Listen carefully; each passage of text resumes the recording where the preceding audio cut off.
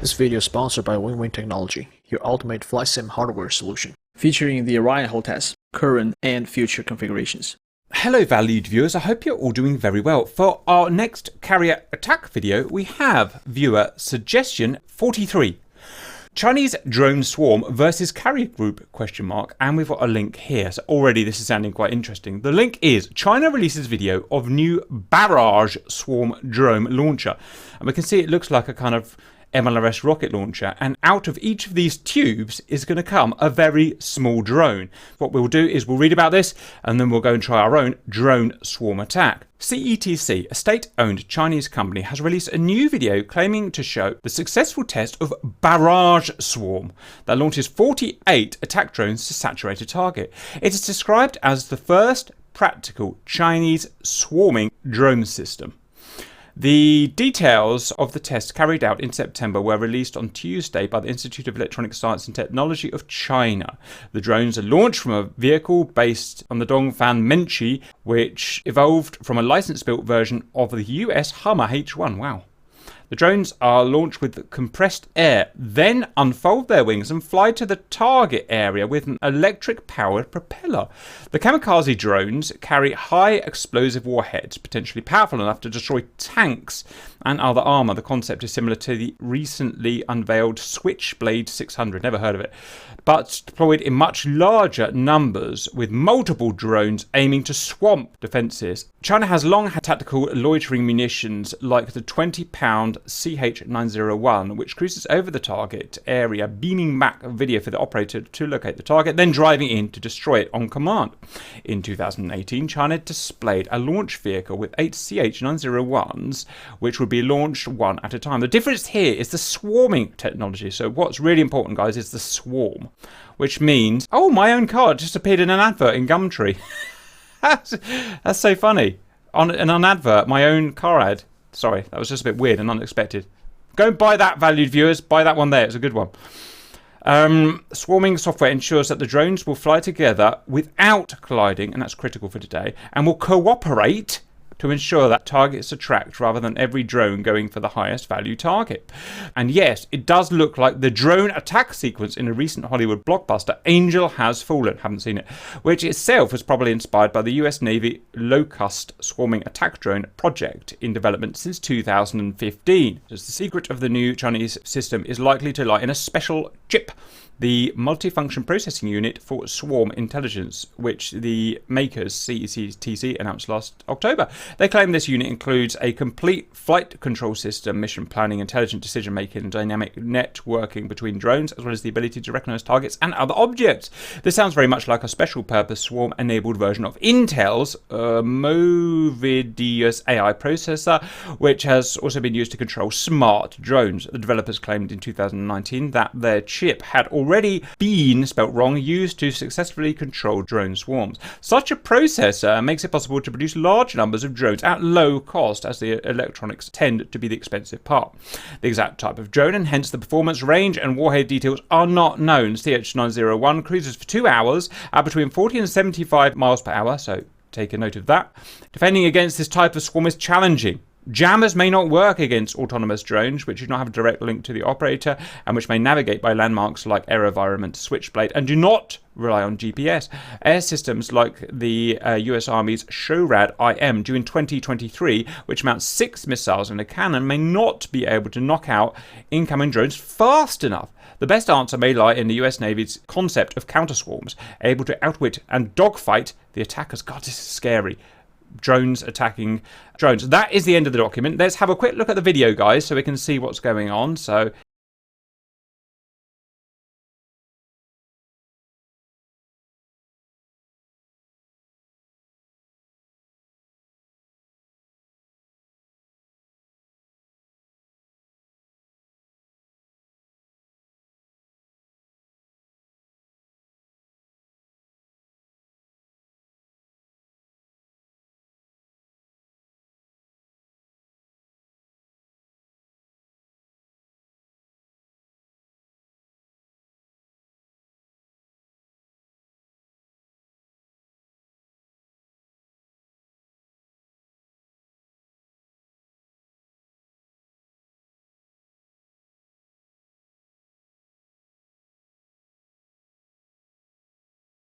There you go. That's it. So China has these drone swarms.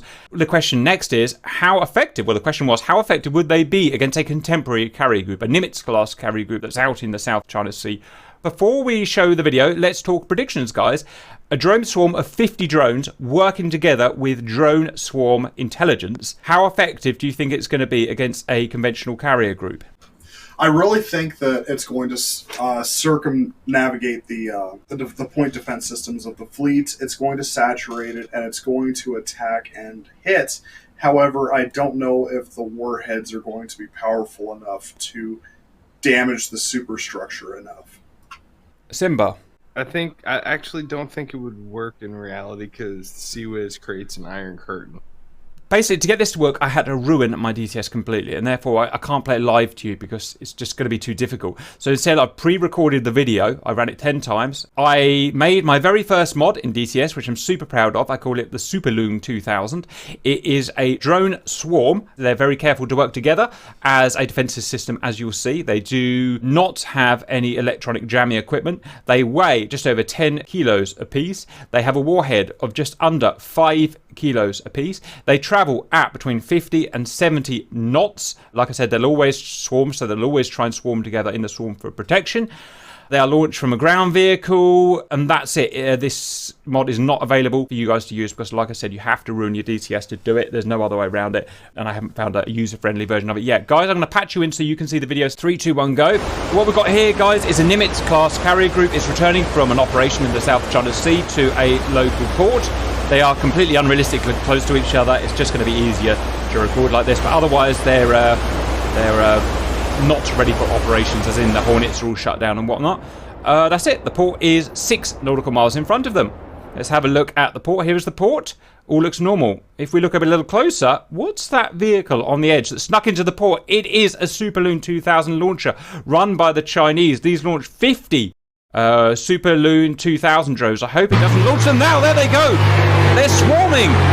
In they go.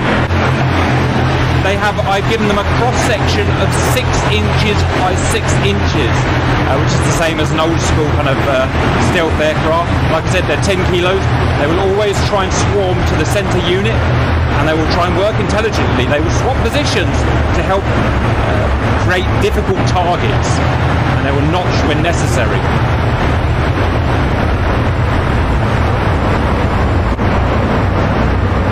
Nothing is faked here. This is absolutely real. The carrier is set to fire. They will fire as soon as they can pick them up on the RCS. They are a hostile coalition. So this is a proper carrier battle. About 5 nautical miles at this point. There are 50 of them launched from the Superloon 2000 launcher. Here come the first SM2s have been detected. Boom! First hit. 3 drones down, 4 drones down. Next hit. About 10 drones went down with that hit. 10 drones down with that hit. Multiple SM2s out now. Missed. Missed. Missed. Hit. 2 drones, 3 drones down, 4 drones down, 5 drones down. About 20 drones down. CWIS is out. Missed. CWIS impacts. About half the drone numbers are down now. We're about 2 nautical miles away. Another drone down. Killed by the shockwave of the missile.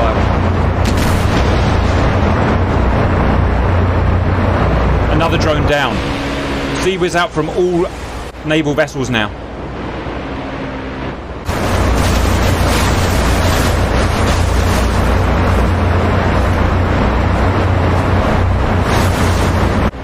Within 1 nautical mile now, more CWIS fire, more drones going down, probably about maybe just under over 20 left.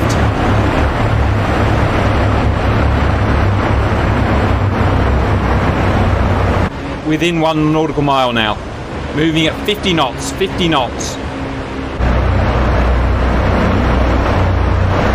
Server's slowing down but coping.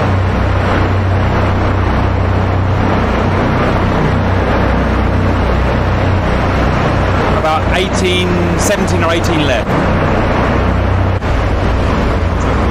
And impacting, exploding with their 4.9 kilo warhead above the carrier.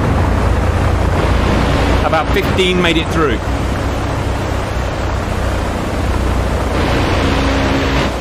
Last one. And down we go. BDA, of the 50 drones, I think 17 got through on this time. I ran the simulation. There was no trickery here. This is all done properly. I ran the simulation 10 times, and each time between 15 and 40 drones got through. As you can see, all of the Hornets on the front side of the carrier every time were destroyed completely. The rear Hornets survived. The deck crew all on the front of the carrier would have been killed or incapacitated. The deck crew on the rear of the carrier would be okay.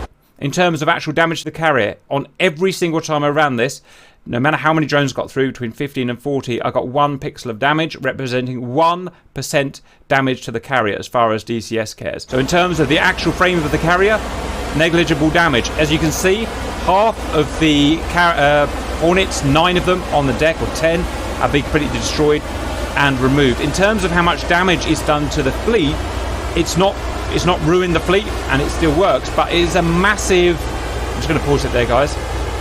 It is a massive disruption, because in real life that carrier and the catapults will be covered in shrapnel and damage, so it would take the cranes probably hours to unload all of those carcasses off the edge, clear the injured, put out the fires. So I would say that would probably be a carrier, maybe a couple of hours, I don't know, obviously, maybe a couple of hours out of service, which may be critical. Now, this really surprised me. And I stress again, everything here is modelled as realistically as I can. The RCS is 6 inches by 6 inches. The weights and everything are modelled as best I can. So if they could be hit, they could be hit. Now, here's a really interesting thing. Let me have a sip of tea. The value viewers are asking if any Sea Whizzes hit friendly ships. And yes, they did, but they did negligible damage. Here's the interesting thing. If you put...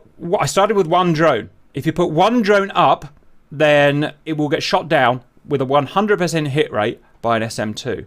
The more drones you add in the swarm, the less reliable the SM2s get. Now, this is a really interesting piece of information. Let me say that again. The more you add to the swarm, the less reliable the SM2s get. And I haven't found, obviously I don't have access to the game code, so I can't tell you why, but my prediction is, with the swarm technology, they are constantly moving in front of each other. If you imagine you're looking from the radar's point of view, you've got 50 drones moving in front of each other. That is going to mess up with the lock of the missiles. My prediction is the more you put in the swarm, the harder it is for these ships to retain lock, and therefore the missiles to go dumb and they don't fuse, or they just miss. Now that is really interesting, because it shows that swarm, at least in DCS, which is modelled, it's the best thing we have out there that civilians can use, swarms are destroying weapons that are being used at the moment. SM2s, probably SM6s. Now, why the Sea Whizzes didn't work very well, I don't know.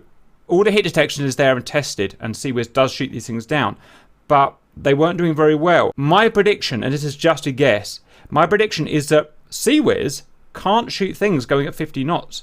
I think they're putting too much, from reviewing the TAC view, they appear to be putting too much lead on these targets, as if the targets were going faster.